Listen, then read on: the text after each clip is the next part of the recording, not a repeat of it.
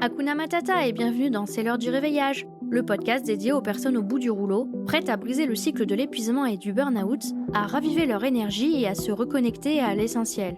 Je suis Elodie, thérapeute bien-être et santé mentale. Je t'apporte, avec et sans invité, des conseils pratiques et une bonne dose de motivation afin de retrouver des moments de qualité avec tes proches, redécouvrir la magie des instants simples et savourer pleinement ton quotidien. C'est parti pour l'épisode du jour, je te souhaite une bonne écoute.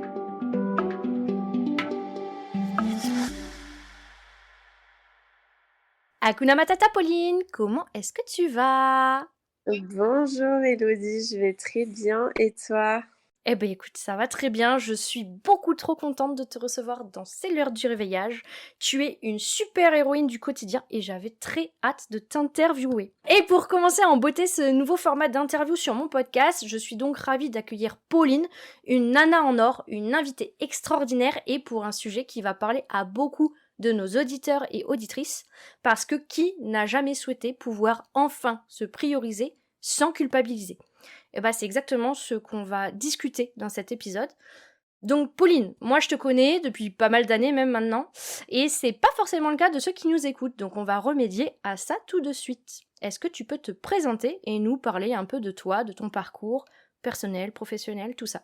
Donc moi c'est Pauline, j'ai 28 ans, je suis maman d'une petite fille, de 5 ans qui va bientôt avoir 6 ans. J'ai monté ma conciergerie, ça va faire 1 an et demi maintenant et j'ai une seconde activité qui est, mandataire d'assurance pour les assurances de personnes avec AXA et avant ça, j'étais dans l'aide à la personne, donc rien à voir. Et c'est là où, j'ai commencé à chuter avec, plein d'événements, personnels qui se sont, mis dessus. C'est là où j'ai commencé à, faire un burn-out et Mhm. à décliner. Oui, ouais, tout à fait. J'ai malheureusement pu voir ça à cette époque-là. Donc maman solo, double entrepreneuse, passionnée, que ça soit avec la conciergerie ou que ça soit avec, le mandataire AXA, à tout gérer toute seule de ton côté. Enfin, c'est ça qui m'a impressionnée et c'est pour ça d'ailleurs que je voulais t'inviter et j'aimerais savoir du coup, et nos auditeurs aussi, j'en suis persuadée, quel a été le déclic qui t'a poussée à te prioriser? Le déclic, déjà qui m'a poussée à, bah, déjà à voir que j'allais pas bien, bah, ça a été le manque de sommeil, le manque, d'énergie. La moindre tâche à faire pour moi était, vraiment l'autre bout du monde. Je prenais plus soin de moi, j'avais envie de rien, j'avais le moral à zéro. Mmh. Et c'est vrai que, déjà sans en prendre conscience, c'est compliqué, Mmh. mais du coup, moi, j'en ai pris conscience, grâce à ma fille qui, m'a fait ouvrir les yeux car, j'arrivais même plus à m'occuper d'elle. Eh beh, oui, oui, forcément et puis ça t'a là, de ce que tu dis, ça t'a vraiment impacté sur tous les aspects de ta vie et même, dans ta relation avec ta fille, alors que je Ouais. pense que, bah, forcément, c'est la prunelle de tes yeux, donc ça c'est peut-être le plus gros déclic qui t'a fait, voir qu'il y avait quelque chose d'anormal, en fait, c'est ça? Ouais, ouais, c'est ça. C'est vraiment ça qui m'a fait ouvrir les yeux et me dire: «C'est pas normal». Mmh. Mmh. Quelles étaient les principales sources de culpabilité pour toi au début? Alors moi, je culpabilisais, bah, déjà dans mon rôle de maman, je me disais que j'étais nulle, que j'étais pas capable d'assumer, que, que même au travail, du coup, je me disais que j'en étais pas capable, que c'était pas fait pour moi. Mmh. En plus avec les événements personnels, bah, du coup, je me sentais vraiment démunie et seule, Ouais. très seule. Heu, je pensais que personne ne me comprenait et je n'arrivais même pas à expliquer mon mal-être. Oui, c'est ce que j'allais dire, c'était vraiment aussi un manque de compréhension de toi pas réussir à expliquer ce qui se passait, plus les autres à pas comprendre, en fait, ce qui se passait. C'est ça, parce que j'ai été voir le médecin, il m'a dit que enfin, il m'avait diagnostiqué une dépression, mais pour moi, j'étais pas en dépression. Mmh. Donc c'était vraiment, ce manque d'énergie, de sommeil, d'être, au au fond, physiquement, mais et pas réussir à À remonter et à sortir la tête de l'eau, quoi. ouais, c'est ça. Mmh mh. Mmh. Et pourquoi est-ce qu'à cette époque-là, tu arrivais pas à te prioriser? Qu'est-ce que tu te disais, en fait, si tu le faisais? Qu'est-ce qui se passait dans ta tête? Je me mettais des tonnes de tâches à faire que je n'arrivais pas à faire finalement parce que de toute façon, je n'avais pas l'énergie Bien sûr. et du coup, je culpabilisais, à voir ma liste de tâches à faire, augmenter, augmenter, augmenter et en fait, ouais, un jour, bah, je me suis dit: «Bah, tant pis, hein, tant pis quoi, je vais me reposer», vraiment et c'est vrai que ça m'a fait du bien. Oui, bah, j'imagine et puis j'imagine aussi vu ce que tu dis, bah, dans la liste de tâches en fait c'est tu as 1000 tâches sur ta liste et puis la 1001e c'est se reposer quoi. Donc forcément, tu te reposes jamais. Et une fois que j'avais fini cette liste, je m'étais dit: «Bon, je pourrais me reposer après ça», mais Oui, que tu cette arrivais liste jamais au fond quoi donc ouais, c'est bah, exactement écoute, ça. forcément. Du coup, pourquoi est-ce que c'est devenu si important pour toi de commencer à te prioriser et de le faire peut-être d'une manière plus saine, d'une manière où tu trouvais que c'était moins culpabilisant de le faire? Bah, déjà de retrouver, de l'énergie, c'était, Mmh. le point le plus important, Ouais. et arrêter de culpabiliser parce qu'au final, c'est normal de prendre soin de soi et de prendre du temps pour soi. C'est même indispensable Mmh. et ça, du coup, je l'ai vraiment bien compris et c'est quelque chose d'acquis. Ouais. Ça a été dur? Ça a été dur, oui, au début. Ouais. Parce qu'il y a toujours cette, culpabilité qui, vient te réveiller quand tu te reposes et qui te dit: «Tu devrais faire ça, tu devrais faire Mmh. ça». Mais maintenant, j'arrive à me dire: «Tant pis, je le ferai plus Oui. tard ou quand j'en Bah, oui. sentirai», Oui, parce que tu te dis, «Oh là là, je suis en train de me reposer», même dans ta tête au départ, je pense que tu te dis: «Oh là là, je suis en train de rien faire alors que j'ai encore 40 tâches à faire dans ma journée». Du coup, tu culpabilises forcément en te disant ça, sûr. surtout quand tu mets les termes derrière de ne rien faire. Alors que je pense que maintenant tu ne dis plus: «Je ne fais rien», tu te dis très certainement: «Je prends soin de moi, je me repose, je Ouais, prends du temps pour moi». Tu ouais, dis plus ces termes en fait un peu énervés qui culpabilisent encore plus au final. c'est ça. C'est vrai que la phrase, «Je ne fais rien», non, je la dis plus. Mmh. Alors qu'avant je pense que c'était ça que tu disais, principalement. Oui, oui, oui, c'est vrai. Ouais. Quelle stratégie est-ce que tu as mis en place du coup pour te prioriser? Et beh, moi, j'ai fait appel à toi parce que, vu que médicalement parlant, je n'avais pas d'aide. Ouais. Je me suis dit: «Donc il faut essayer une autre alternative» Mmh.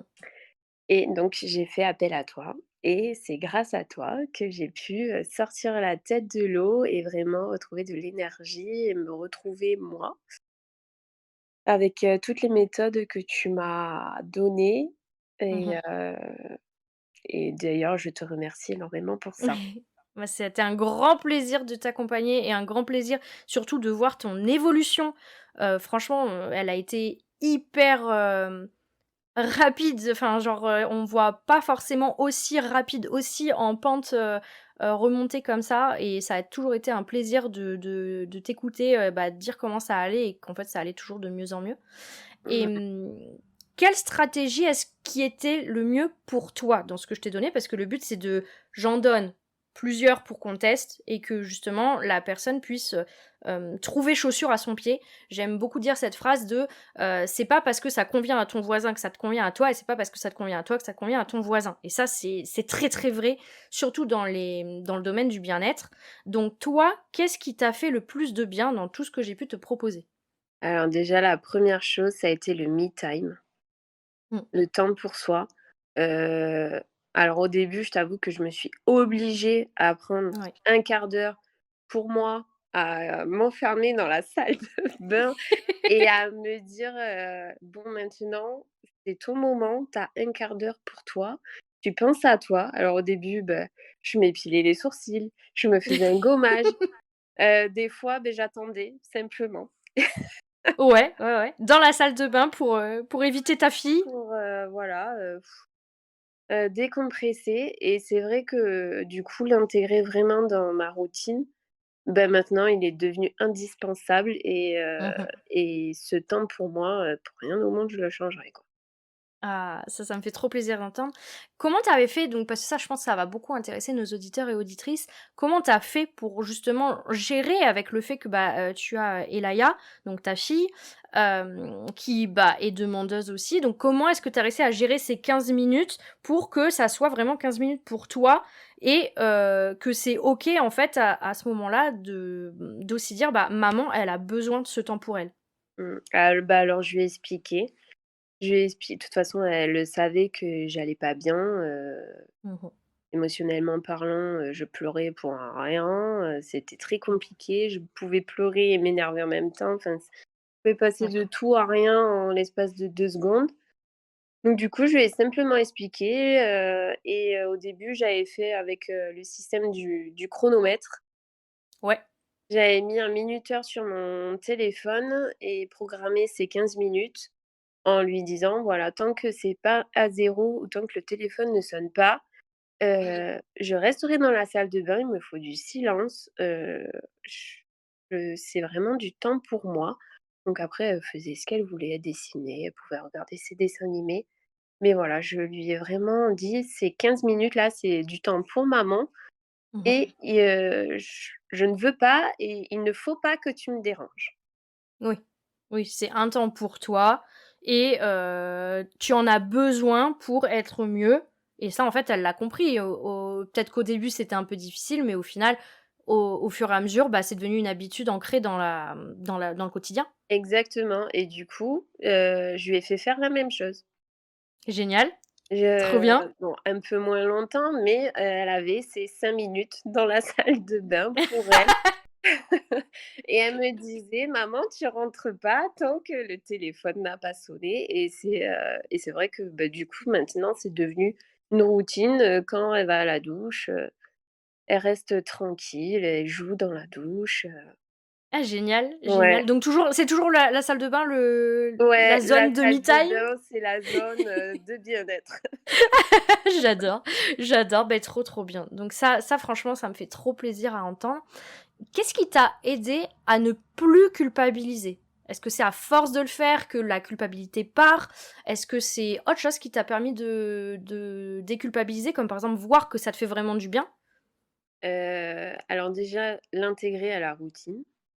Alors au début, c'est Ouais. dur, mais en se disant que de toute façon, au bout d'un moment, ça te fera du bien parce que ça fait pas du bien directement. Mmh. Au bout d'un moment, on ressent vraiment l'effet que du bien-être que ça te procure et du besoin que tu as. Ouais, Donc c'est vraiment là où tu te dis: «Oui, j'en ai besoin, ça me fait du bien, il faut que je garde ça».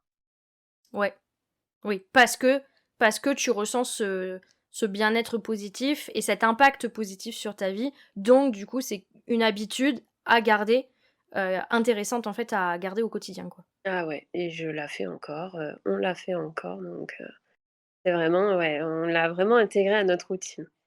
C'est trop bien. Et du coup, maintenant, est-ce que pour toi, te prioriser a toujours une connotation d'être égoïste ou fainéante? Parce que je pense que c'était une connotation que tu mettais avant, c'est de ce dont on a parlé un petit peu Ouais. au début. Est-ce que tu l'as toujours cette connotation ou est-ce que maintenant tu as justement réussi à t'en séparer en fait? Ah non, pas du tout, je n'ai plus cette connotation négative. Mmh. Je fais ce que je peux dans ma journée et tant pis, quoi. Voilà. Tant pis pour le reste? Ouais, si j'ai pas tout fait, bah, tant pis, oui, effectivement. Ouais, pour rien, non, ouais, je vais pas, enlever le temps que j'ai pour moi ou avec ma fille, après l'école Mmh. pour, me rajouter des tâches et au final que je vais là culpabiliser à l'inverse de pas avoir pris du temps pour moi. Ouais, oui, parce que maintenant, en fait, c'est devenu l'inverse, dans ton quotidien. Maintenant, c'est devenu un besoin et une habitude qui, si tu la fais pas, en fait, bah, tu vas culpabiliser de plus la faire. Oui. OK et Est-ce que du coup, tu te mets par exemple un horaire de, bah, à 17h30, enfin je sais pas à quelle heure sort ta fille de l'école que tu vas la chercher très probablement, mais du coup à genre à 17h30 je vais chercher, Elaya à l'école donc du coup, je stoppe absolument tout pour la soirée.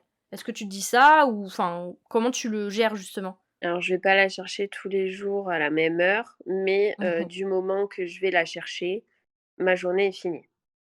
Voilà. Ma journée de travail, est finie, quoi. Donc ça peut se terminer des fois à 16h30 comme à 18h30. Mmh. Donc mais du moment que je vais la chercher à l'école, qu'on est toutes les 2 dans la voiture et qu'on part pour rentrer à la maison, la journée est finie. Là, D'accord. c'est nos moments.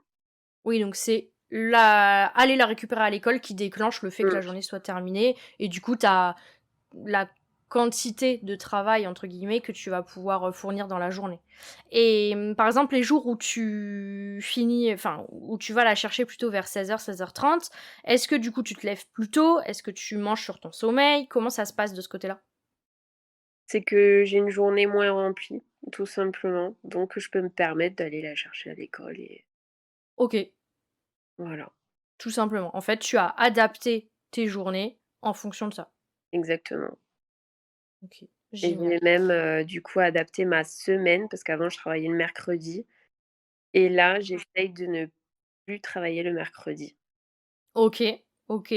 pour être, la journée avec elle et profiter. OK, elle a pas cours même le matin? Non, il y a pas d'école le mercredi. Génial, génial. Hem, est-ce que à part le me time, tu as d'autres outils ou pratiques spécifiques qui t'ont aidé, en fait, à changer cette perception de prendre soin de toi? Il y avait la météo, Ouais, la météo intérieure? voilà, la météo intérieure, surtout quand on commence à avoir mal quelque part. J'essaye Mmh. d'analyser pourquoi. Est-ce que je suis fatiguée? Est-ce que là, j'en ai trop fait? Ouais, Est-ce que j'ai pas assez dormi? C'est vrai que quand j'ai une petite douleur, soit, dans la journée ou plutôt en fin de journée, je me dis: «Ouais, j'ai peut-être un peu trop forcé, faut que souffler un tu peu». ralentisses? Ouais, ça m'a vraiment aidé du coup, bah, à identifier les douleurs que j'avais. Ouais. Oui, parce que c'est vrai qu'on s'en rend pas forcément compte quand on est vraiment, tout le temps la tête dans le guidon. On se rend pas forcément compte, en fait, que notre état se dégrade physiquement, mentalement. Mmh, Et c'est plus même d'autres personnes qui peuvent nous le dire à ce moment-là, à dire: «Oh là là, en ce moment, ça a pas l'air trop d'aller, tu es sûre que ça va?» et tout, ce genre de choses. ouais, ouais, ouais. Mais j'avais des problèmes de mâchoire Mmh. et C'est vrai. à l'heure actuelle, j'en ai quasiment plus. Ouais, c'est ouf. Alors que franchement, tes problèmes de mâchoire, en plus, ils t'ont vraiment impacté pendant très longtemps. Ah ouais, Tu allais voir l'ostéo ou le kiné tous les 2 fois par semaine, enfin, je ouais, sais plus, mais c'était infect. c'était affreux. C'était affreux et maintenant j'y vais plus. Mmh. Avant, dès que j'ouvrais un peu trop la bouche, bah, ça claquait, c'était difficile. Je suis même arrivée au point où je pouvais même plus parler, tellement c'était tout Ouais. crispé. Bah oui. Manger, c'était, affreux donc et là, aujourd'hui, quand je sens que, ça commence à me chatouiller, bon, je me masse et Ouais, je me repose, voilà, ouais et ça te fait du bien puisque après ça enlève les tensions, quoi, rapidement. exactement. OK. C'est vrai que toi, ça ton stress et ta fatigue impactaient très rapidement sur tes mâchoires. Par exemple, dans mon cas, moi, c'est plutôt le cou, les épaules et c'est vrai que toi, c'était plutôt la mâchoire. Je crois que ça te crée aussi des maux de tête, si je dis pas de Ouais, bêtises? la Ouais. mâchoire, la tête, après j'avais la nuque assez raide Bah oui. et c'est vrai que du coup, bah, en détendant tout ça, et en Mmh. se reposant et en arrêtant de se mettre une charge mentale, phénoménale. C'est ça. J'aime bien aussi dire, les même les super-héros ont besoin d'aller aux toilettes, même les super-héros ont besoin de se reposer et de prendre du temps pour eux, donc c'est Exactement. c'est c'est normal, en fait et on peut pas être tout le temps à 300 ni même d'être tout le temps à 100 d'ailleurs. Enfin, c'est le principe d'être humain, quoi. On n'est pas des robots, donc Non, bah, mais c'est voilà. ça et puis je pense qu'on est tellement dans une vie où il faut être à 100 à l'heure, il faut, faire, le maximum, qu'au final les choses qu'on fait alors que quand on est épuisé, on n'en profite pas Oui, totalement. et on le subit plutôt qu'autre chose. Oui. Mmh mh. Ouais, totalement d'accord. C'est vrai que, moi, à l'époque, quand j'étais complètement épuisée, à la limite du burn-out, franchement, c'était pour rentrer le soir, m'avachir dans le canapé et être une vieille serpillière, une vieille loque pendant quasiment toute la soirée pour ensuite me mettre à chialer ou à taper du pied et trépigner parce que je voulais pas aller au lit pour pas être le lendemain, quoi. Mmh. Qu'est-ce que tu veux, apprécier ton quotidien quand tu fais ça quasiment tous les jours? C'est impossible. C'était Ouais. pareil le dimanche, à partir du dimanche après-midi, le dimanche, dans la soirée, c'était l'enfer. Ouais, bah, voilà, je profitais de mon vendredi soir et de mon samedi. Ah voilà, et encore, je rattrapais les charges, de la maison, que ça soit les courses, le ménage, tout ça. Heu, Ouais et du coup, ouais, on profite pas, du mmh, week-end, parce qu'on pense déjà, au lundi qui va être, c'est ça, compliqué. de devoir y retourner, de redevoir subir la semaine, qui va arriver. Mmh. Comment est-ce que je vais gérer ça? Comment est-ce que ça va se passer? Qu'est-ce qui va encore me tomber sur la tronche? Est-ce que je vais réussir à dormir aussi? Alors moi, en tout cas, c'était une grosse question, le «est-ce que je vais réussir à dormir?» parce que je me tapais tellement d'insomnie que, bah, c'était l'enfer. Sauf que, bah, quand tu dors pas, c'est un enfer, hein. Ah oui, oui, c'est affreux. Ouais, c'est une horreur. Et en tout cas, dans mon cas, j'ai vraiment le manque de sommeil très mauvais. On dit des fois, j'ai l'alcool mauvais ou quoi, bah, moi, c'est le manque de sommeil. Donc c'est là où je suis le plus apte à pleurer pour rien, à gueuler pour rien, à gueuler sur mon mec, à gueuler sur mes chats, Et ouais, alors qu'ils ont rien demandé. Donc non, non, mais c'est vraiment, vrai. C'est vrai que quand on manque de sommeil et on est facilement irritable puisque de toute façon on est fatigué et on c'est peut ça. pas et on trouve pas de solution en fait pour se reposer. Ouais, ouais. Quels ont été les plus grands défis que tu as rencontrés en essayant de te prioriser? Déjà le défi de m'écouter, Ouais. ça a été un des plus gros et le défi, d'accepter que j'allais pas bien. Ouais, c'est vrai. Ça, on n'en parle pas beaucoup, mais l'acceptation, c'est très compliqué à accepter qu'en fait, bah, non, ça va pas dans ta vie, là. Ouais, ça a été, difficile parce que je me disais: «Mais non, ça va passer, c'est bon, c'est une mauvaise passe». Alors que non, ça ne passait pas et c'était de pire en pire. Bien sûr. Et c'est vrai qu'après du moment que j'ai accepté et que je me suis dit: «Non mais tu vas pas bien, il faut accepter, tu es toute seule, tu as une Mmh. entreprise à gérer, tu as une fille, qui sans toi, ne pourra pas vivre. Tu peux pas, faire n'importe quoi avec ta santé et c'est trop important». Ouais. Et c'est vrai que du jour où j'ai accepté, bon ça a été un peu long, hein, Mmh. mais je pense que c'est pour ça que j'ai réussi à remonter la pente avec toi, assez rapidement. Ouais, oui. Mais l'acceptation, mais enfin, c'est surtout, je pense que tu es passé par l'étape de: «Ma fille a besoin de moi. Actuellement, je ne suis pas apte à être pleinement présente pour elle et à pleinement subvenir à ses besoins», alors qu'elle, c'est une petite gamine qui a rien demandé et qui peut pas subvenir à ses besoins par elle-même. Pas totalement en tout cas, pour beaucoup de choses. Donc là, en fait, mon rôle en tant que maman, je peux pas l'éviter, en fait. Alors que, le travail, toute cette charge que je me donne, bah, ça, si j'en mets moins, c'est moins grave, en fait, l'impact derrière. Alors que l'impact pour ma fille, ça, c'est important pour moi, c'est ce qui est vraiment le plus important. Ouais, ouais, ouais. Je pense, hein. Non, mais oui, c'est sûr. Que même des fois, le soir, bah, j'oubliais de faire à manger. Des trucs bêtes, hein, mais à 21:00, elle était pas couchée alors que d'habitude, elle dort à 8:00. Bien sûr. Ne plus avoir la notion du temps et ne plus avoir de notion tout court. Je n'avais plus cette perception du temps et Mmh. du besoin qu'elle avait, surtout et de mon rôle de maman de voilà, de lui faire à manger, de préparer ses affaires pour le lendemain, de la Oui, coucher à l'heure, qu'elle ait son quota de sommeil, de bien s'occuper sûr. d'elle, finalement.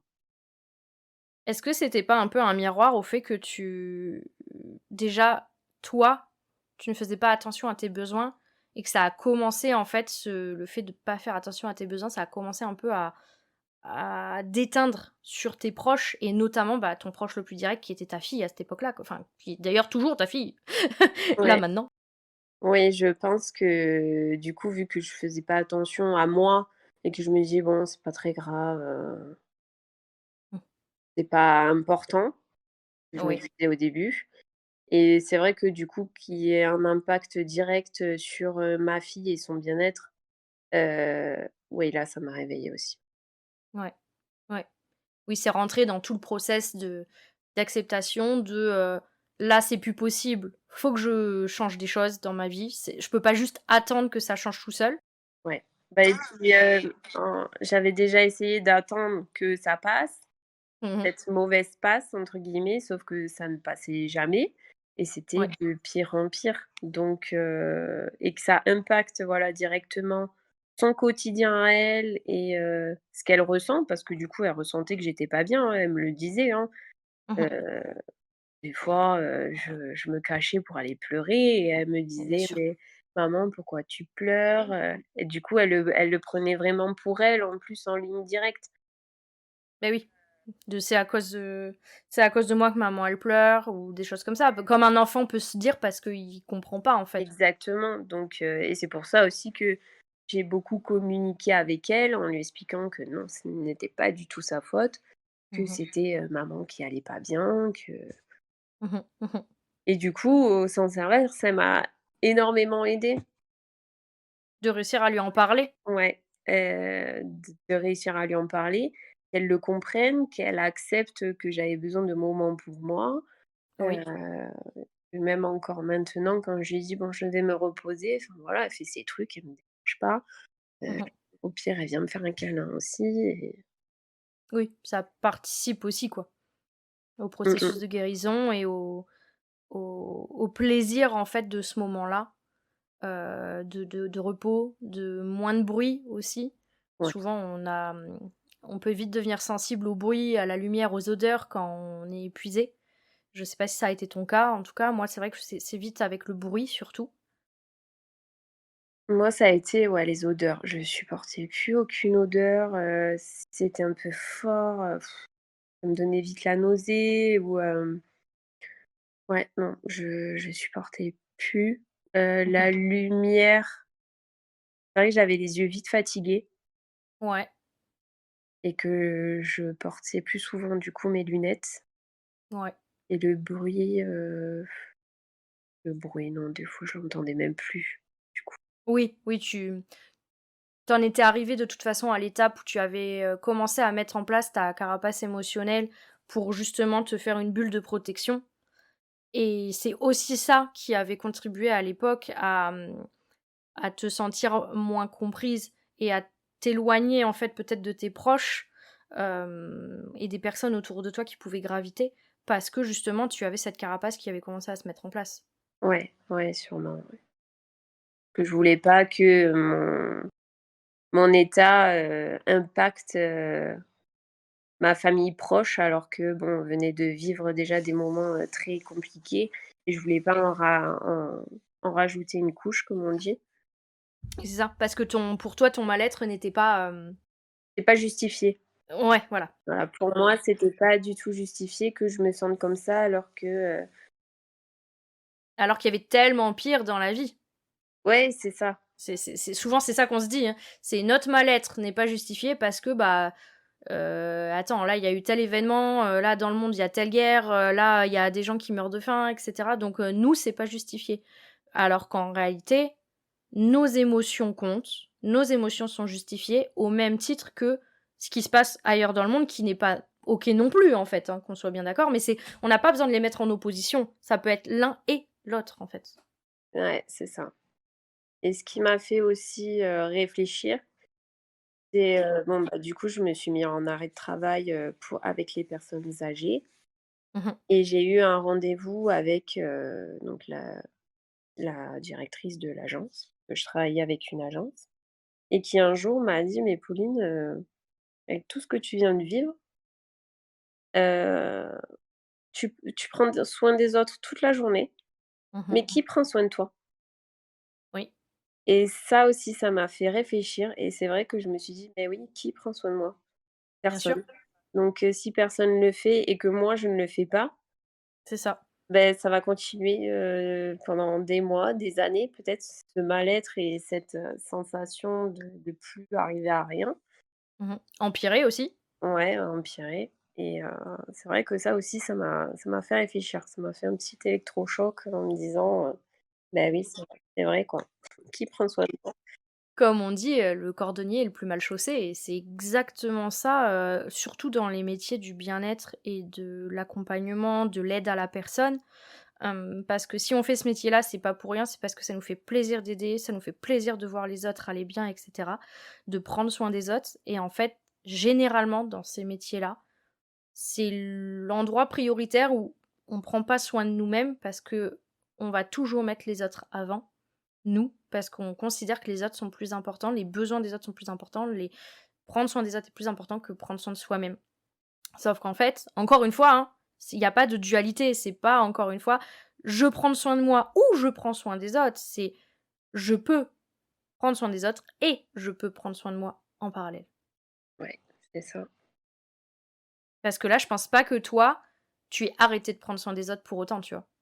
Non, Alors, même si tu fais plus ce métier-là d'aide à la personne spécifiquement, pour toi, c'est toujours important, c'est toujours une de tes valeurs, en fait, de prendre soin des autres, que les autres soient heureux, que, de faire au mieux pour que leurs besoins soient satisfaits, que ça soit avec ta fille, très certainement avec tes proches, ta famille, tes amis, et pour autant, tu sais aussi maintenant prendre soin de toi, en même temps, en parallèle oui.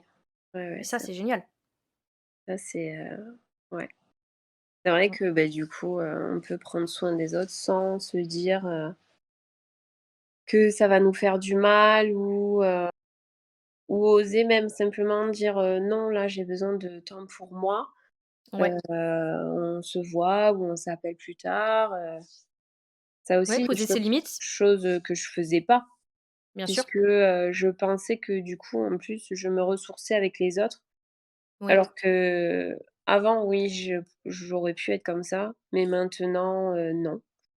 Je sais que je le suis plus et que j'ai vraiment besoin d'être chez moi, d'être, tranquille Mmh mh. et vraiment de souffler un bon coup. Oui, parce que c'est plus suffisant, en fait. Oui, du coup, le contact humain me fatiguait énormément. Bah Je oui. j'arrivais pas à me ressourcer donc C'est sûr. Bah, si tu toi-même pas d'énergie, comment tu veux en donner pour les autres? Si toi-même tu prends pas soin de toi, comment est-ce que tu veux prendre soin des autres alors que tu es complètement épuisé? C'est impossible. oui, Ça techniquement ça ça impossible. devient impossible, en fait. Si ta carafe est pas remplie d'eau, tu peux pas remplir les verres d'eau des autres. Non. C'est il y a un moment, c'est une équation logique, tu vois? Genre, donc c'est sûr. Comment est-ce que tu as surmonté la peur du jugement des autres, notamment au niveau professionnel et familial? Justement, de dire: «Ah ça y est, maintenant je prends soin de moi. Oh là là, qu'est-ce qu'ils vont en penser les autres?» Alors, c'est vrai que j'ai pas avoué mon état de suite à mes proches, Mmh. notamment à mon père et à ma sœur. Ouais. Je leur ai pas dit de suite.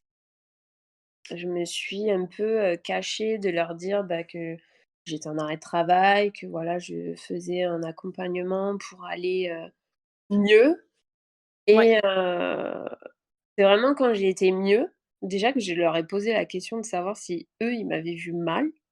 Mmh mh. Mmh. Bon après voilà, ils avaient aussi leurs souffrances donc Bien sûr. ils l'ont pas forcément vu, mais ils l'ont ressenti à un moment donné et du coup, je leur ai expliqué, voilà, le parcours que j'avais fait, comment je me sentais et qu'aujourd'hui ça va mieux. Est-ce que ça t'a fait du bien justement de réussir à leur avouer, même si c'était pas au moment où ça allait pas que tu aies réussi à leur en parler? Le fait d'en parler après et de leur, leur dire: «Voilà, je suis passée par ça, je suis passée par ça, là maintenant ça va mieux parce que j'ai mis des choses en place pour que ça aille mieux». Est-ce que ça t'a fait du bien un peu de sortir ce poids de juste toi? Ouais, ouais, ouais, parce que j'avais besoin aussi, bah, de leur dire et de verbaliser au final que j'avais surmonté une étape, difficile, Mmh. moralement et physiquement parce que de toute façon ça a un Bien impact sûr. aussi, physique que psychique. et que non, en fait, je n'étais pas en dépression, mais en burn-out et qu'il y a des solutions, sans médicaments, qui fonctionnent, quoi. Et que c'est encore quelque chose, qu'on dit pas, qu'on a vite honte Mmh, parce que, quand on dit que tu as fait un burn-out, bah, tu es faible, c'est ça. alors que pas du tout. Au contraire, je Mmh, pense que les personnes qui sont en burn-out, elles se mettent tellement une pression et une charge mentale de dingue qu'elles sont loin d'être faibles parce que quelqu'un qui peut surmonter, tout ça, je me dis: «Bah, c'est pas donné à tout le monde, quoi». Sauf qu'au bout d'un moment, exactement. ton corps, ton cerveau, tout le monde craque. C'est tout à fait ça et en fait, tu as raison de le souligner, c'est que les personnes qui vont jusqu'au burn-out, c'est des personnes qui sont tellement engagées, qui se suradaptent tellement, qui se surengagent tellement pour tout ce qu'ils font au quotidien. Ça peut être dans le domaine pro, mais ça peut être aussi dans le domaine familial, de l'éducation, de, l'aide pour, bah, je sais pas, les parents vont mal, donc on les aide, ils sont à l'hôpital et cetera. Enfin, il y a plein de domaines. On a même le domaine des études, hein, qui existe où des jeunes étudiants qui vont en fait se surengager dans les études pour réussir et derrière en fait, bah, c'est qu'on se met comme tu dis tellement une pression de dingue, tellement de stress et tellement de «il faut» et «je dois» réussir, être à la hauteur et tout ce que tu veux derrière, comme, «il faut» et «je dois», qu'en fait à la fin, c'est pas que t'es faible, c'est que la corde elle se rompt en fait, Ouais, elle se casse, la corde se pète en 2 et toi tu tombes le cul par terre, c'est ça, littéralement. c'est exactement ça et la chute est très dure. C'est ça et du coup, le problème qu'il y a là-dedans, c'est qu'on met vraiment longtemps avant de se rendre compte que la corde, on la tire, tire, tire, tire, tire, tire, tire et que c'est en train de nous péter la main et que la corde est en train de s'effilocher et généralement ça, c'est une période vraiment de déni très forte et souvent le déclic vient d'une phrase de notre entourage, la plupart du temps. Ou, bah, toi, par exemple, ta fille, qui, bah, a pu te dire, «Maman, qu'est-ce qui enfin, voilà, qu'est-ce qui se passe, en fait? Tu es tout le temps en train de pleurer» ou des choses comme ça et de toi voir que tu pouvais plus gérer ses besoins, que c'était, bah, en fait, tu as dû te dire à cette époque-là: je suis pas une bonne mère» et pour toi, c'est quelque chose d'impossible en fait. C'est tu veux être une bonne mère. C'est sûr, c'est une de valeurs familiales, valeurs de voilà, d'être, une très bonne maman et en fait, c'est ça qui a été ton déclic et pour d'autres, ça va être, je sais pas, la phrase de, leur père, de dire, «Écoute, là, c'est plus possible, vaut mieux que tu sois au chômage plutôt que tu mettes ta santé en péril». D'autres, ça va être, le peut-être le patron de temps en temps qui pourrait dire: «Écoute, là, ça va plus du tout, prends du temps pour toi parce que là, c'est pas OK» et cetera et cetera. Ouais. Le déclic vient souvent de l'extérieur, en fait. Malheureusement, on a beaucoup du mal à avoir le déclic de l'intérieur, de juste soi-même, de se dire: «Ah, c'est vrai que là, ça va pas. Il y a quelque chose à faire, en fait, parce que si je continue comme ça, sans rien changer, bah, ça va juste, au pire stagner, enfin, au mieux stagner, au pire empirer». Oui, puis on n'arrive plus à prendre du recul et de la hauteur, sur ce qu'on ressent et sur ce qu'on vit. Ouais, On n'a vraiment plus aucune analyse, au final sur nous-mêmes. On on oui. essaye tellement de se contrôler, d'essayer de faire correctement la moindre chose, qu'on lâche pas prise et c'est vrai que, alors qu'on devrait, lâcher prise et se dire, «Bon, heu, là ça va pas, je le Mmh mh. reconnais». Et c'est Mmh. vrai que de toute façon, toujours avoir, l'œil extérieur qui, entre guillemets, va nous juger et va nous dire, «Bon, qu'est-ce qui se passe, quoi?» C'est ça. Donc et c'est ça qui, oui, qui fait réagir de toute façon. Beh, bien sûr, mais c'est vrai qu'on est beaucoup à attendre des mois, voire des années à espérer que quelque chose change, à se dire: «Bon allez, là, je vais aller faire une séance de ceci, cela», mais un truc qu'on fait une fois tous les 40, qu'on met pas du tout en place dans son quotidien.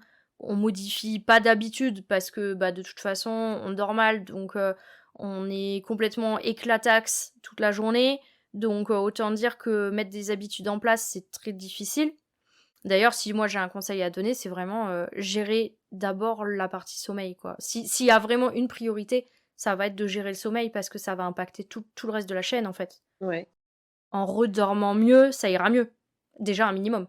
Au début, tu m'avais donné, le planning, de noter mes heures de sommeil Ouais, et c'est vrai que ça, pareil, je dormais pas. Entre, 2 heures et 5 heures du matin, je ne dormais plus.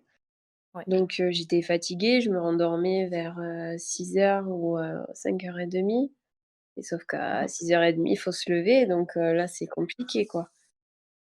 C'est ça. Bah oui, forcément avec, allez 4-5 heures de sommeil par nuit, faut pas rêver, quoi. Genre il y a un moment, bon, Ouais. c'est pas gérable et mais du coup, comme tu en parles, comment ça s'était passé au niveau de ton sommeil? Heu, avec ce que avec ce que tu avais pu mettre en place, le me time, la météo intérieure et les autres outils qu'on avait pu voir ensemble pour le sommeil notamment et pour le reste, hem, ton sommeil avait vite évolué aussi vers du positif? Ouais. Ouais, ouais, ça a vite évolué. Je faisais moins d'insomnie, enfin, je me réveillais moins ou moins longtemps et ça déjà, me réveiller moins longtemps et retrouver le sommeil, assez rapidement, ça a été, déjà une victoire. Ouais. Le jour où j'ai refait une nuit complète, là, ça a été le pur bonheur. C'était faites péter le champagne! Ah ouais, se réveiller et voir que c'est le réveil qui te réveille, là, tu te dis: «Ouais, là, j'ai passé une bonne nuit, là». Ouais et en plus, bah, du coup, tu te levais de plus en plus en forme, de Oui. moins en moins fatigué, en fait, le matin, pour pouvoir débuter ta journée, quoi. Exactement et ne plus subir ta journée du coup. Mmh. Parce que moi, le matin ça allait, mais arrivé 11h30 midi, j'étais déjà sur les rotules. Sauf Bien que sûr. j'avais toute l'après-midi à faire hein, et le soir aussi à gérer. Oui, c'est ce que j'allais dire. Le soir aussi, tu t'as fait un peu, en plus, à cette Ouais, époque-là, tu t'as fait aussi le soir. le soir et chose, que je ne referai pas du coup cette année, Ouais.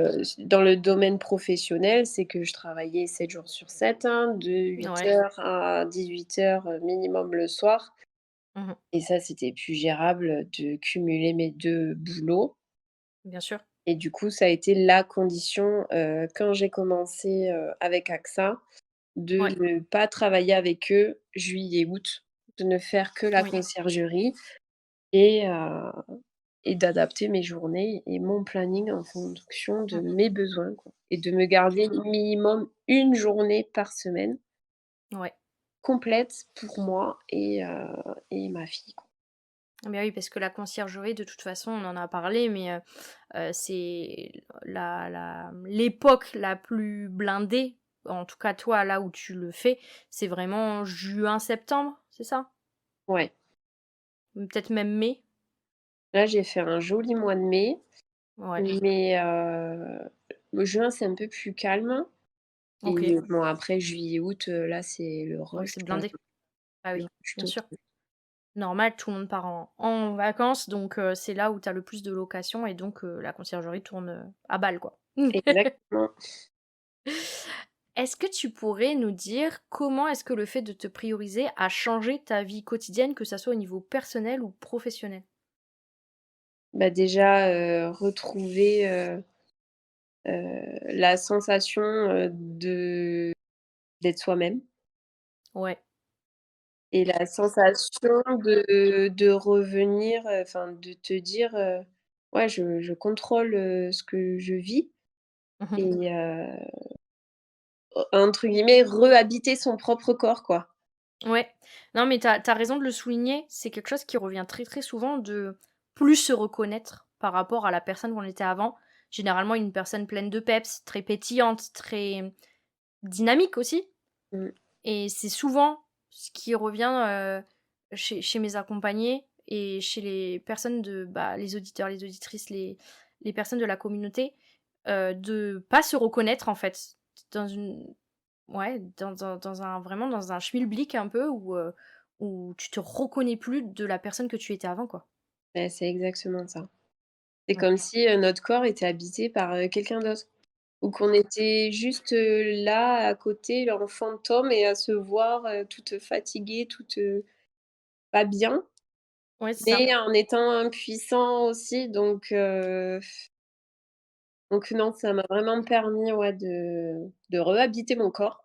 Ouais, ouais, ouais, ouais, non, mais c'est génial que tu dises ça et est-ce que tu considères que, tu as justement repris le pouvoir et la responsabilité de ta santé et de ton bien-être, justement grâce au fait notamment de te prioriser, mais en fait à tout ce que tu as mis en place à côté quoi, pour ça? Oui. Ah oui, oui, complètement. Mmh. Et surtout, arriver aussi maintenant à mettre des mots sur, Ouais, ce qu'on ressent, les limites et comme aussi, tu m'as pendant l'accompagnement que tu m'as appris, heu, la jauge, ouais, la jauge d'énergie. voilà, la jauge d'énergie et arriver à me dire: «Est-ce que là, je peux en faire un peu plus ou pas?» Ouais, et enfin, il y a des journées que maintenant, quand j'ai pas beaucoup de boulot la semaine, où je me sens pas du tout capable d'assumer, mon travail, quand j'ai pas besoin, d'être en physique, je ouais. t'avoue que je passe ma journée sur le canapé, en pyjama, quoi. Bah, ouais, ouais, ouais, mais je comprends totalement et tu sais quoi? Je fais la même chose donc Donc et je ne culpabilise absolument plus, ouais. absolument plus. Je me dis, «De toute façon, personne, ne me voit, il y a que moi qui Mmh. vois et je suis bien comme ça, j'ai pas envie de m'habiller, j'ai pas envie de sortir». Mmh. Mes rendez-vous, c'est que en distance ou au téléphone, donc Oui, oui, on s'en fiche, ça va pas impacter, la vie et c'est pas ça la priorité, en fait. non, Ouais. voilà. Quels bénéfices est-ce que tu as observé, du coup, en termes de bien-être, d'efficacité aussi et de relation avec tes proches? On en a un peu parlé, mais est-ce que tu pourrais aller un peu plus loin là-dessus? Bah, alors déjà réussir à temporiser, mes émotions, que ce soit autant, les pleurs que, la colère. Ouais. Vu que je pouvais passer, du simple au double, en étant épuisée, là j'arrive, bah, déjà à me temporiser moi, à être moins en colère, à être moins triste, heu, Mmh. à renouer le dialogue avec les gens. Parce Ouais. que, finalement, je n'avais plus aucun dialogue, je j'avais même pas envie de parler et je voulais surtout pas qu'on me parle. Oui. Donc et surtout qu'en travaillant avec des gens, c'est compliqué. C'est vrai que je devenais vite, susceptible, je prenais Ouais. tout mal, tout me gonflait, enfin Oui, bah, oui, parce que en plus toi, encore une fois, je pense que tu as la valeur, professionnelle d'être une bonne professionnelle. Et alors que derrière, à cette époque-là, tu étais tellement épuisée que tu pouvais un peu partir au quart du tour, même avec tes clients, avec, ceux que tu aidais ou quoi. Et du coup, ça, en plus, ça devait te faire se sentir encore plus mal. De te dire: «Putain, j'ai pas pu me gérer, en fait». ouais, ouais, ouais, ça c'est vrai que pendant la saison, il y a eu, bon, bah, les aléas, des locations de vacances, hein. Ouais, Et il y en a que, j'ai géré, mais très, très durement. Ça a été très compliqué, psychologiquement et alors que c'était parfois, quasiment rien, hein, mais ça me paraissait tellement énorme. ouais, Je me une disais: montagne. «Ça y est, ma journée est flinguée», Mmh. et c'est vrai que, maintenant, non, j'arrive aussi à prendre du recul. Je sais que de toute façon, il y a toujours des imprévus et que, voilà, enfin, ça arrive, Oui, c'est pas grave, on va gérer tranquillement et il y a rien de dramatique, quoi. c'est ça. Il y a pas mort d'homme, le ciel va pas nous tomber sur la tête. On Exactement. priorise sur ce qui est important. Être en colère, ou énervé d'un événement assez, bah, qui n'impacte pas négativement, une vie ou quoi, bon, bah, est-ce que c'est vraiment nécessaire pour la journée? Même si, en fait, c'est aussi l'épuisement derrière qui fait que tout nous semble très rapidement une montagne, quoi. Ouais, ouais, c'est vrai et que maintenant, j'arrive, voilà, à prendre du recul et à Ouais, moins voir, ce petit grain de sable qui vient se mettre dans ma journée comme, ouais, un gros rocher. ouais, ouais, exactement et c'est intéressant ce que tu dis, ça me fait penser c'est pas vraiment une expérience, c'est un peu une leçon de vie, qui a beaucoup tourné en vidéo sur YouTube. C'est, si tu as un pot et que dedans tu mets, plein de gros cailloux. le pot est quasiment entièrement plein, du coup, puisqu'il y a plein de gros cailloux et tu peux pas remettre d'autres gros cailloux et du coup, le professeur demande à l'assemblée: «Est-ce que vous pensez que le pot est plein?» L'assemblée qui dit: «Oui». Bon, le professeur, il prend des plus petits cailloux, des tout petits graviers, il met dans le pot et en fait, bah, ça tombe dans les petits trous. Hop, il dit: «Bon et maintenant, est-ce que le pot il est plein?» Les autres ils disent: «Oui». Il prend du sable, il en fait couler, ça continue à, bah, se mettre un peu partout. «Est-ce que le pot est plein?» «Oui». OK, il prend un liquide, il met dedans et Et ça finit de compléter le pot. Et en gros, pourquoi est-ce que c'est intéressant là-dessus? C'est qu'il dit: «Bah, voilà, si dans ta journée, tu remplis d'abord avec du sable, donc tous les petites, impuretés, toutes les petites, merdouilles qui peut arriver dans ton quotidien, tu pourras plus mettre les gros cailloux, c'est-à-dire ce qui compte le plus pour toi. mmh, Donc, ce que tu dois faire, c'est enfin, entre guillemets, «devoir faire», c'est ce qui est le plus intelligent de faire, c'est de prioriser en mettant, par exemple, d'abord les gros cailloux qui sont les choses les plus importantes. Par exemple, dans ton agenda, hein, tu peux d'abord, prévoir ce qui est le plus important pour toi. Passer du temps avec ta fille, notamment. mmh, Prendre du temps pour toi. C'est les 2 choses maintenant, en tout cas dans tout ce que tu as pu nous dire, qui, ont l'air d'être le plus important à tes yeux. Peut-être prendre du temps avec ta famille, tes amis, et cetera. Et seulement après, en fait, de rajouter le gravier, donc des choses un peu moins prioritaires à tes yeux, mais qui sont quand même importantes, et ensuite seulement de rajouter du sable, c'est-à-dire des imprévus, des choses qui peuvent se passer dans ta vie. Et non pas l'inverse, parce que sinon, bah, en fait, t'auras plus de place pour tes gros cailloux, donc pour les choses les plus importantes pour toi. c'est ça. Et après, du coup, on a l'impression qu'on ne vit plus. C'est ça? Parce qu'on vit au détriment de soi et de ses propres valeurs. On dit aussi souvent que l'épuisement est moins souvent dû à une surcharge de choses qu'on se met à faire que de ne pas nourrir ses valeurs. En fait, de choses qu'on ne fait pas qui ne nourrissent pas du coup nos valeurs. Mmh, C'est-à-dire que si tu nourris tes valeurs régulièrement, tes valeurs de prendre soin de soi, d'être une bonne maman, d'être avec ta famille, ta fille, bah voilà, de pouvoir être reposée et du coup d'être pleinement présente physiquement et mentalement avec tes proches.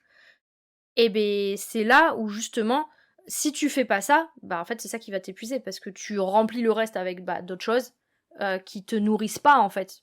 c'est Toi, ça. qui te valorisent pas, tu pas aligné, en fait, avec la personne que tu souhaites être. Mmh, c'est exactement ça.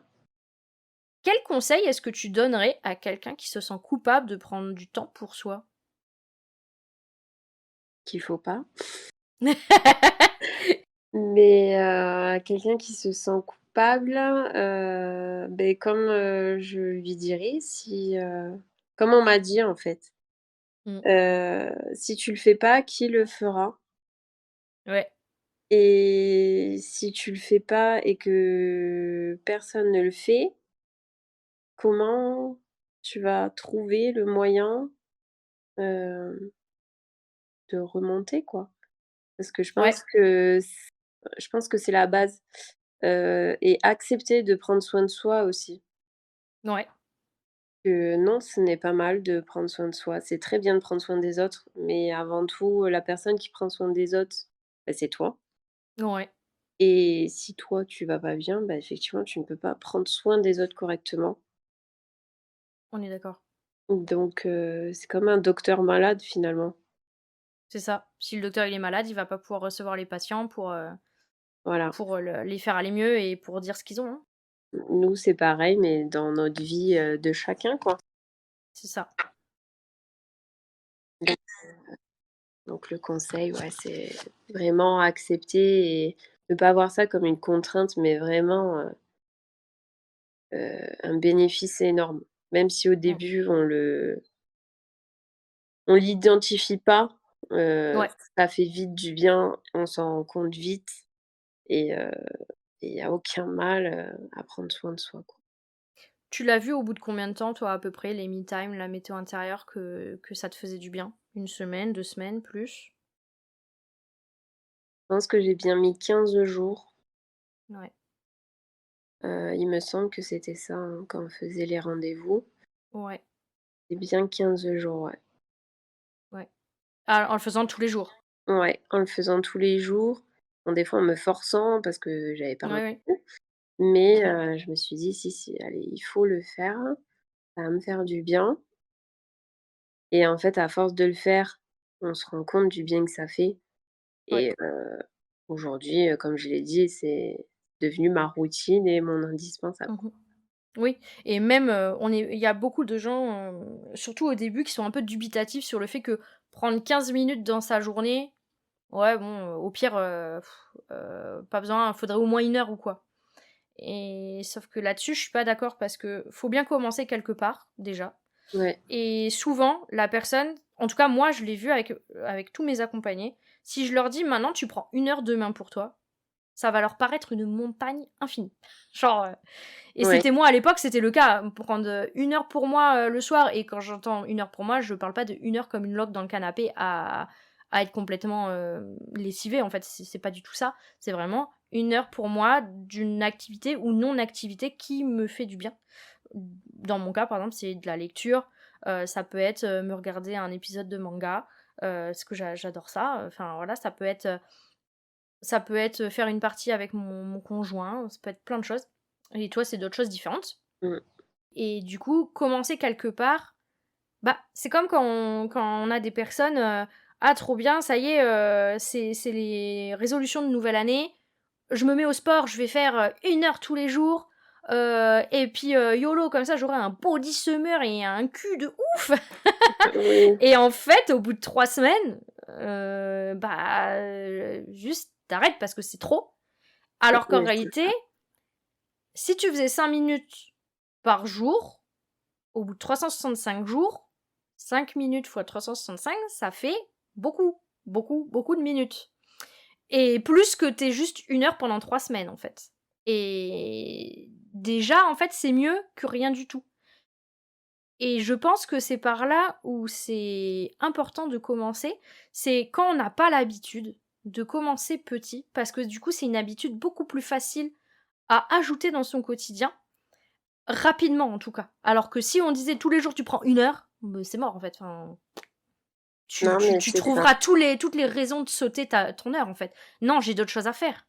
Alors et que 15 minutes, ça arrivera en fait, 10 minutes, un quart d'heure, ça arrivera à rentrer dans ton quotidien, à devenir une habitude et potentiellement tu l'allongeras toi-même les jours où tu en as besoin. l'exemple du sport est bien donné parce que, les premières 15 minutes, que j'avais prises, moi, me Mmh mh. paraissaient interminables. J'imagine. Quand est-ce qu'il sonne ce foutu téléphone? Ah oui, non, mais c'était ça, j'attendais dans ma salle de bain et je me disais: «Putain, il sonne quand? Quand est-ce que c'est fini?» et au final, de prendre, voilà, le rythme et de se dire: «Ouais, c'est 15 minutes et c'est 15 minutes où je relâche tout, quoi. Où c'est juste moi avec moi-même» Ouais. et ces 15 minutes m'ont permis de reprendre le sport, voilà, petit à petit et Mmh. que ça me permette aussi, d'avoir une activité, pour évacuer Ouais, et très important à dire. Oui, parce que le sport, tu pouvais plus en faire, tu étais tellement non épuisée que c'était pas et puis possible. j'avais plus de motivation, même faire 2 abdos, ça y est, j'en pouvais plus. Mmh. Donc aujourd'hui, j'ai repris le sport, j'en fais, 1 heure tous les matins, Génial. Non, mais c'est top. je suis vraiment, contente et des fois, Mmh. quand je sens que j'ai pas l'énergie ou que je n'ai pas l'envie d'y aller, c'est pas grave, Ouais, heu, ouais, on fera plus tard. ouais. Tu t'autorises à.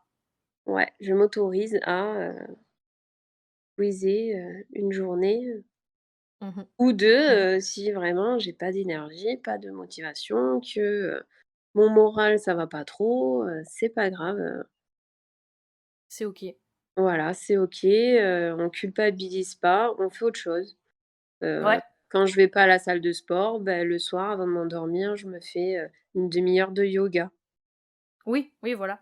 Tu trouves des alternatives qui te conviennent mieux selon ton état et ton énergie à ce moment-là et c'est très bien comme ça, en fait. Exactement. Faut juste adapter, voilà, son quotidien quand Ouais, on est plus ou moins fatigué ou pour pas retomber dans la sphère infernale, bien sûr. de l'épuisement.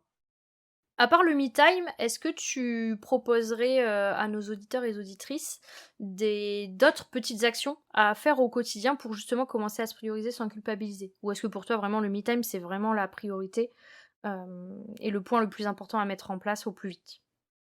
Bah, alors moi, ça a été ce qui m'a fait le plus de bien rapidement. Ouais, Après, je pense que identifier, les mots de son corps, pour savoir, dans quel état de fatigue on est, c'est important aussi. ouais. Météo intérieure du coup? La météo intérieure et la jauge d'énergie, hein, tout simplement, Ouais, pour savoir, si ta journée va être productive ou pas et à ouais, quel moment de la journée, par exemple après le repas, non, j'ai besoin, d'une petite sieste. Bah, ouais, si on peut se l'accorder, accordez-la-vous, quoi. ouais. On est totalement d'accord avec ça. Après la jauge d'énergie, hop, elle est remontée, c'est bon, on redevient productif et on peut faire ce qu'on doit faire ou ce qu'on a envie Mmh. de faire. Voilà. C'est ça. Et ne pas hésiter, surtout la sieste, avant 15 heures, c'est vraiment pas un souci tant que ça n'impacte pas négativement sur le sommeil. C'est le seul bémol qu'on peut mettre en place. Ça arrive pour certaines personnes, du coup, que ça va impacter négativement. Donc là, c'est un cas où je le conseillerais pas, par exemple. Mmh. Mais en effet, si ça n'impacte pas la nuit d'après, alors franchement, ne pas hésiter à faire une petite sieste, comme tu dis, pour, bah, recharger les batteries. Allez hop, c'est bon et puis, on peut se permettre de mieux continuer la journée. Ouais. C'est vrai que quand j'allais pas bien, je faisais des siestes de 2 heures, Ouais. mais j'étais complètement déphasée, Ah bah oui. je j'arrivais plus à rien du coup après, donc j'étais encore plus fatiguée. Oui, ça c'est vrai. Maintenant, quand je fais une petite sieste, c'est, allez, une demi heure grand maximum et je mets pas de Ouais. réveil, rien du tout, hein. C'est mon corps qui se réveille et c'est bon, la patate. Ouais, en fait, c'est aussi très intéressant ce que tu dis, parce que les 20, 25, 30 minutes de sieste, en fait, ça te permet d'éviter de tomber en sommeil profond et du coup, si tu te réveilles à un moment parce que tu as mis ton réveil ou quoi et que du coup, ça fait 1 heure et demie que tu es en train de dormir ou quoi et que tu te réveilles alors que tu étais en sommeil profond, c'est là où tu es complètement dans le coltard, complètement déphasé et du coup, ça peut éviter toute cette phase en faisant justement des courtes siestes de 20, 30 minutes grand max comme tu dis. En fait, le temps de t'endormir, de te réveiller et du coup, en réalité, tu as à peu près 20 minutes de sieste, dans le tas et ça, c'est top et c'est top que tu l'aies mis au aussi en place dans ton quotidien parce que, bah, je pense que tu l'as remarqué que ça te permet, bah, déjà de mieux gérer ta journée, ensuite et pour autant, toi, ça n'impacte pas négativement ton sommeil de la nuit d'après, quoi. Non. Génial. Est-ce que tu as des livres, des podcasts ou des ressources qui t'ont particulièrement aidé dans ce cheminement? On a parlé bien évidemment de mon accompagnement, mais est-ce que tu as d'autres choses qui t'ont aidé? Non, parce que du coup, je prenais pas le temps de lire ou d'écouter. Ouais, J'étais tellement la tête, dans le guidon que même tout ça, je me prenais même plus le temps ouais, et c'est vrai que, bah, une fois, l'accompagnement fait avec toi et bah, que j'ai sorti un peu la tête de l'eau, je me ouais, suis un peu, voilà, plus ouverte à, cet aspect bien sûr. et donc à commencer à me documenter et savoir un peu plus, déjà ce que c'était le burn-out, ce que ça faisait, sur, le cerveau Bien sûr. et voilà. Après non, j'ai pas de podcast ou de livre proprement dit à conseiller. Ouais. C'est juste moi, mes petites recherches, personnelles. Ouais, génial. Non, mais c'est déjà très bien et maintenant tu t'autorises à prendre le temps aussi pour ça dans ton quotidien quand il y a nécessité de ton côté, hein, j'entends, hein, c'est pas enfin, je suppose que tu fais pas tous les jours et c'est OK, enfin, genre, c'est normal. Mmh. Moi-même qui suis dans ce domaine, je ne le fais pas tous les jours, donc c'est tout à fait logique, tu vois? Mais voilà, en tout cas, maintenant, c'est devenu quelque chose qui, oui, ça tu t'autorises, en fait, à ne plus avoir la tête dans le guidon, pour ne pas retomber dans l'état que tu étais avant et du coup en priorisant, et en acceptant de prendre le temps. C'est aussi une notion importante ça, de prendre le temps et non pas de: «Je n'ai pas le temps». Non, c'est plus une notion par rapport à notre, gestion du temps et à notre perception du temps, en fait. C'est ça. Alors, moi maintenant, j'écoute des podcasts, quand je fais la cuisine. Parce Ouais, que, faire la cuisine pour moi, c'est un peu une corvée et ouais, donc du coup pour, que j'assimile cette corvée un peu mieux en à quelque chose de positif. voilà, pour qu'il y ait quand même quelque chose qui, entre guillemets, «me motive» et que je vois moins le temps passer en faisant à manger parce que bon, pour moi, c'est chiant et Ouais, je comprends. je prends pas du tout de plaisir à cuisiner, malheureusement. Bah, voilà, j'écoute des podcasts, j'écoute de la musique, j'écoute des émissions, j'écoute, plein de choses. T'écoutes mes vocaux de 16 minutes, Exactement, j'écoute, les podcasts, c'est l'heure du réveillage, j'écoute, des podcasts, sur, mon métier d'assureur, Eh beh, oui. heu, j'écoute plein de podcasts, très variés Oui, très varié, ouais, ouais, ouais. Aussi bien pro que perso, de tes envies et cetera, quoi. sur le bien-être, sur la psychologie, sur, plein de choses. Comment est-ce que tu continues à maintenir cet équilibre, aujourd'hui? Qu'est-ce que tu as gardé de tous les outils, par exemple, que je t'ai proposés? Donc tu nous as parlé du me time, la météo intérieure aussi que tu fais régulièrement. Comment est-ce que tu fais pour pas retomber dans tes travers que tu avais avant qui t'ont conduit à ton épuisement? Ah beh, je m'écoute Ouais. parce que j'arrive à m'écouter et surtout, heu, à me dire que si je m'écoute pas, après je vais chouiner. Oui, ça va pas aller. Voilà, c'est comme, comme un enfant en fait. Je me parle comme, je me parle à ma fille en lui disant: «Attention là, tu vas pleurer ou tu vas tomber». Ben moi c'est pareil. Voilà, je me dis: «Attention, là, il y a la petite alarme qui va commencer à sonner. Ouais, Calme-toi, pose-toi, 1/4 d'heure, 20 minutes. On le fera après ou tu le feras demain, il y a pas d'urgence. ralenti, Ralentis». ton corps en a besoin. Ouais, ouais, je m'écoute. Voilà, Ça, c'est juste formidable de t'entendre dire ça, alors que ouais. je me souviens de l'époque, bah, où on a commencé à travailler ensemble et à améliorer cet état dans lequel tu étais et franchement, que tu me dises que tu t'écoutes, que tu continues à t'écouter, parce que maintenant ça fait bien 1 an Ça va faire que 1 c'est an. terminé l'accompagnement, hein? Ça fera 1 an, en septembre.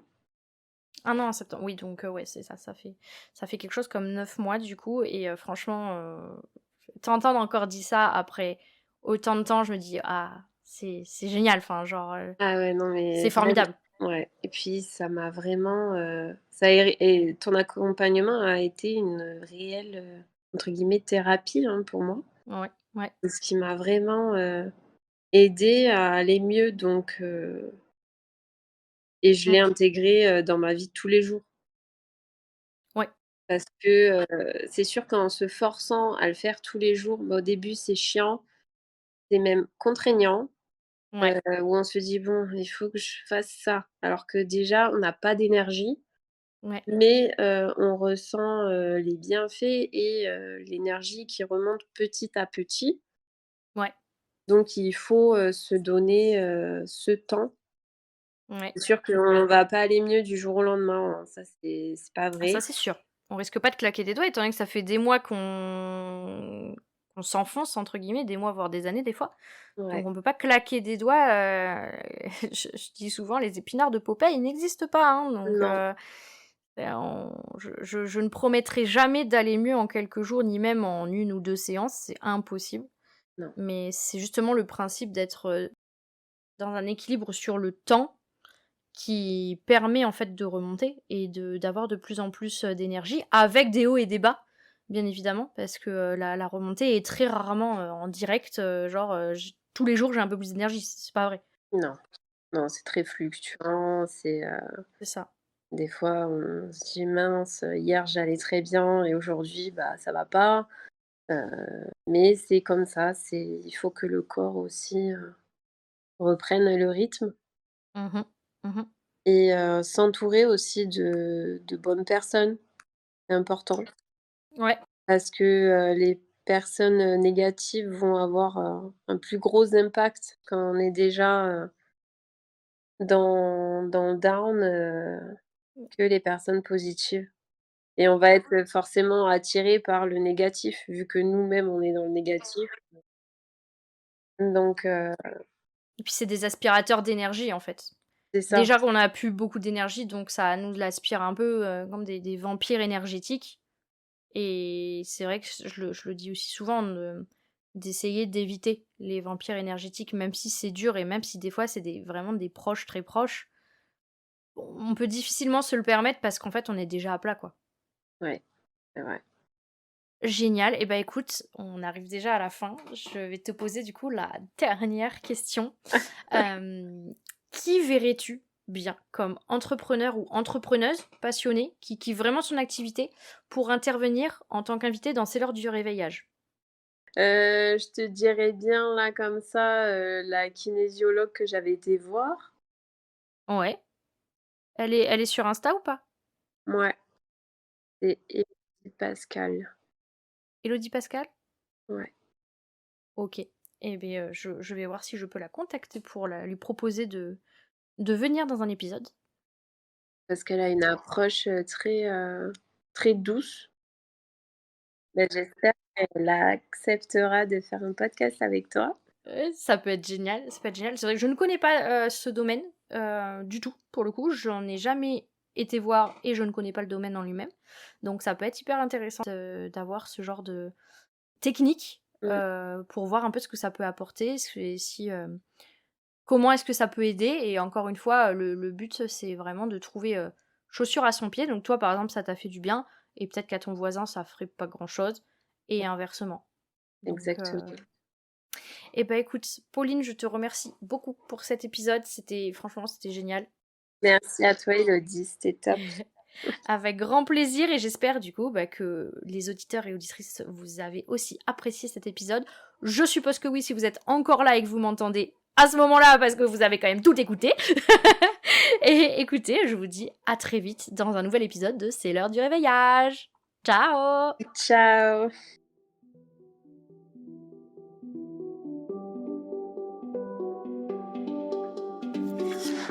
Merci du fond du cœur d'avoir partagé ce moment de réveil avec moi aujourd'hui.